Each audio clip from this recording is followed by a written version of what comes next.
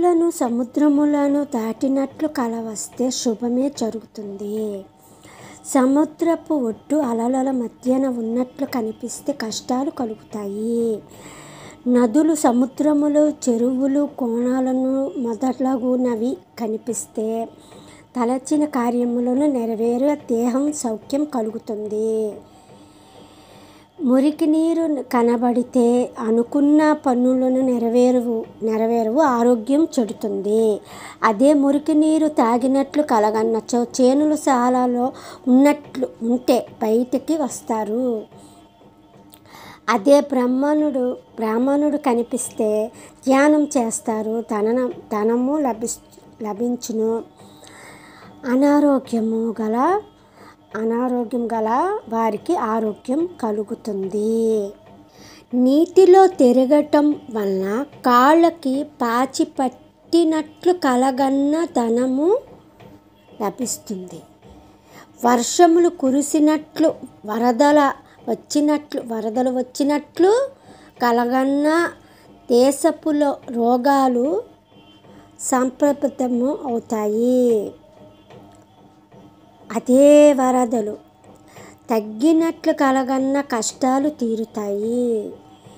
బావిలో నుండి నీరు పొంగి లేదా పారుతున్నట్టు కలగన్న ధన నష్టము అయిన వారిలో మరణించినట్లు లేదా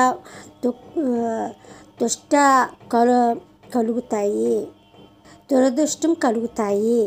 ఇక్కడ నేను ఇంకోసారి చెప్తాను, వినండి.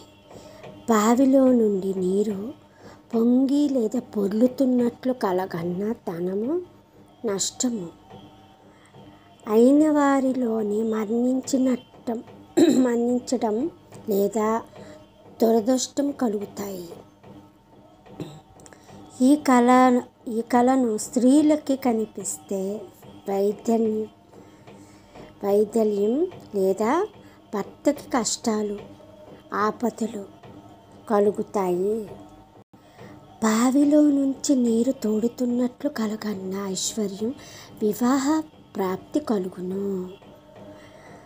స్నానం చేస్తున్న నీరు ఎంత వేడిగా ఉన్నట్లు ఉంటే బంధువులకు అన్ని కష్టాలు. అదే వేడి నీరు తాగుతున్నట్లు కలగన్న ఓర్వలేని వారి కలను భరించలేని కష్టాలు. చల్లటి నీరు తగ్గుతున్నట్లు కలగన్న సుఖ సౌఖ్యాలు కలుగును. నీరు పుక్కలించి పోసినట్లు కలగన్న ఆపదలు తొలగుతాయి.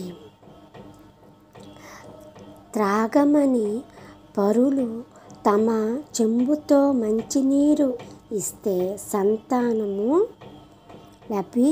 అభివృద్ధి కలుగుతుంది. అదే ఇచ్చే చెంబు పడినట్లు కలగన్న మిత్రులకు కీడు. గృహము నిండా నీరు విరజింపనట్లు కలగన్న నష్టము కలుగుతుంది. నదిలో తలపైకి ఈతినట్లు కలగన్న అనుకున్న పనులు నెరవేరుతాయి. అదే తల ముంచి ఈదినట్లు కలగన్న ఇతరులకు కష్టాలు కలుగుతాయి. ఓడ ఎక్కినట్లు కలగన్న ప్రయాణములు చేయవలసి వస్తాయి.